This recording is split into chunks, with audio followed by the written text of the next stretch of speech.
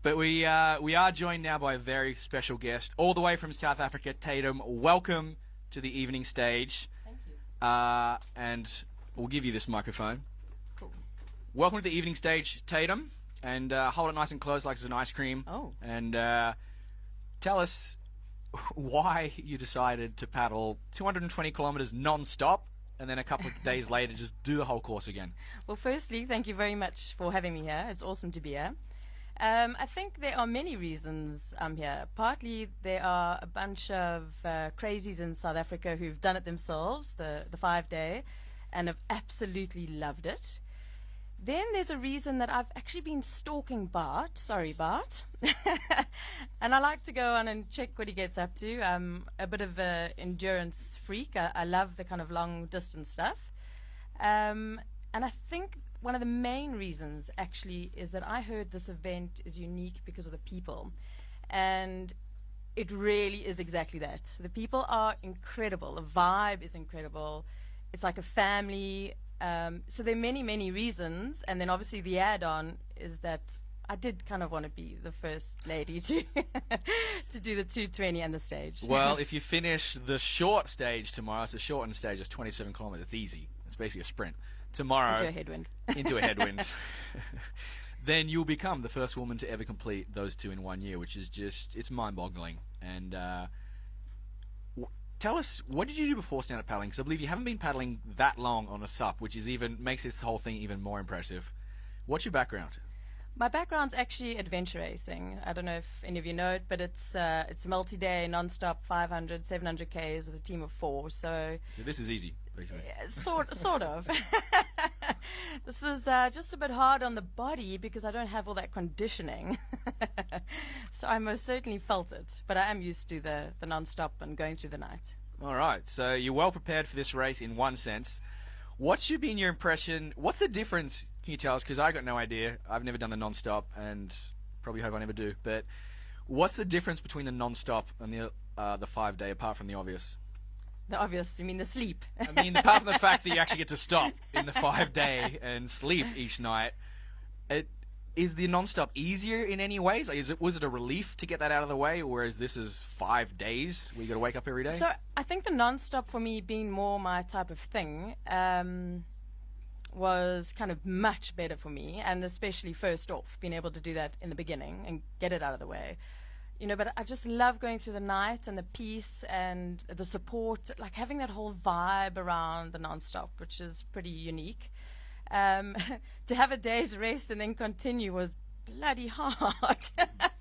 I believe we've actually got a clip queued up of TATUM's non-stop performance, because you had some amazing conditions this year. Some of the images of the sunrise, yeah. I mean, it probably didn't look that good after you've been paddling 24 hours, but it was a beautiful sunrise over the fields of Friesland. So let's have a look at that clip now, and if you can look at that monitor in the distance, you maybe even talk us through. But just tell us, what were you feeling, say, maybe about 3 a.m. on the Sunday morning when you'd been just paddling almost 24 hours and should have been sleeping? What was going through your mind? A lot of the time I think of my kids actually back home, my family, and then sometimes I just don't really think at all. You just kind of go into a headspace. I can sort of see the clip, my awesome support. But you kind of just find a really great space in your mind and you stick there for a while, and it's super cool. Yeah? Yeah, it's something everyone should at least try once. So you'd recommend that people do the non-stop? I absolutely do. You know, I chat to a lot of people and they go, oh, we can't do that. I can only do 40, or I've never done 40. It's not about that. Just believe that you can do it, and you can do it. Yeah, it's a mental thing. It like is 100%. It's a Zen moment, you know. Exactly, it's a Zen moment. I like that. My wife tells me, yeah, if you have to do more some mental, how do you call the?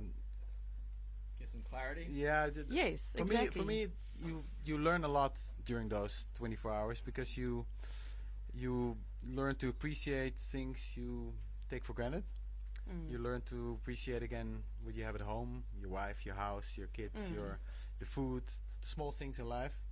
And then when you've done that, then everything is just worth a little more. That's exactly it. And then, yeah. sorry, I basically I wanted to ask you if that's the same for you. Exactly. Yeah, okay. It's 100% the same. Okay. Yeah, 100%. So now that you've done, or almost tomorrow, no Almost. jinxing. Now that you've done that, I mean, what's next? Where do you go from here? It's a great question. I think a pipe dream of mine would be to do the Yukon River, which is what Bart has done. We were just chatting about it earlier. That, for me, is right up my alley. Aside from that, I'm not actually sure, but I'm going to do a whole lot of Googling to find something. Yep. Now, of course, you're part of the Mistral family, which thanks to the crew, they hooked me up with a board this week. I've been on the Mistral out there this week. Just give us a quick plug. What board were you on this week? The Vortex? I was on the 21.5, which I must say is a lot narrower than what I have at home. So that was pretty cool, but it's been phenomenal. I feel so stable. So I'm loving it. And I had a new paddle, a new Mistral paddle. So between the two, I felt like a princess going down that canal. So the 14 by 21, that's damn impressive. I remember we were talking earlier with Anne-Marie, and she was saying that first year, everyone was on 30-inch wide boards, and then I think Byron Kurt rocked up with a 28-inch wide board, and I was like, whoa, 28 inches, that's like revolutionary. Now you wouldn't be seen dead of the race on a 28-inch wide board. So that's kind of an interesting thing about how the boards have evolved over the years. But TATUM, firstly, thank you for joining us. Thank you, guys. Good luck out there tomorrow. You've done all the hard work. You know the route home anyway. You're going to crush it, and you're going to get a very special record. I look forward to seeing you all at the finish. So, absolutely, it's going to be a party in Leeuwarden tomorrow night.